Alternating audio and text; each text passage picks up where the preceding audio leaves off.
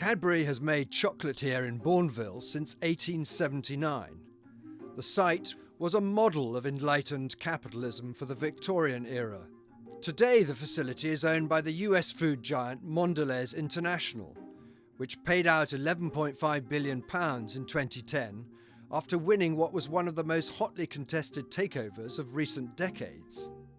There were fears at the time that Mondelez, which was then known as Kraft Foods, was only interested in the Cadbury brand and might shut the plant and move production overseas.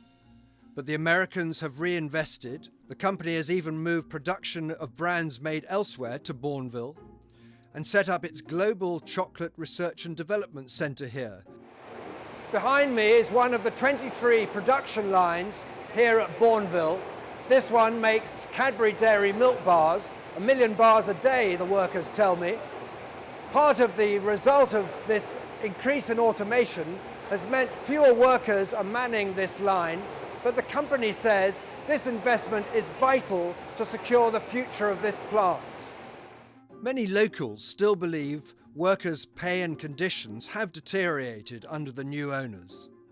Julie Davis, who runs a wool shop in Bournville's Victorian model village, says her business has been affected by the changes Mondelez brought in.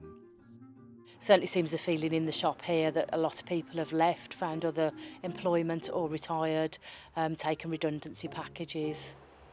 As part of the £75 million investment programme, 200 people took early retirement under a voluntary redundancy scheme. Now, the investment of £75 million is enabled to both increase capacity, so we can grow our business here in the UK from Bournville, and we can also do it in a more competitive way. And that competitiveness has allowed us to reinvest in the brand. So we've increased our investment here in the UK in Cadbury by about 25% over the last 3 years, and we've grown our revenue and our market share as a consequence of that investment. Experts believe the future of British manufacturing and factories like Bournville will depend on introducing new technologies, raising the amount of automation and raising skill levels. So in the Cadbury case, there was relatively low productivity there, old planted equipment. The quid pro quo in this case was significant investment for a reduction in the headcount to really drive productivity growth and kind of go for a high road of higher productivity and higher wages. And by and large, the unions have signed up to that and they've been understanding of it. The local Church of England vicar says it's important to remember Cadbury has seen many changes in its 150-year history. It's a different company now and perhaps doesn't invest in the community in the way that the original founders did, because the whole sort of model of the business 100+ years ago was all the profits were ploughed back into the community. Part of global capital is very different now, isn't it?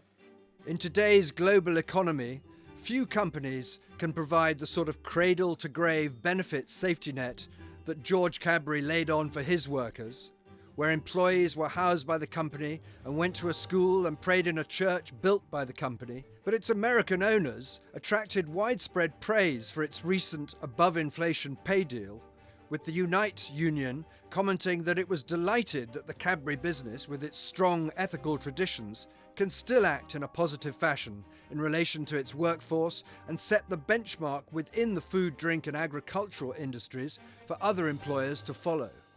At the time of the takeover, there were fears that the UK was losing its last independent chocolate manufacturer. But Mondelez International has invested heavily here, and the future of this iconic facility now looks assured. John Murray Brown, Financial Times, in Bournville.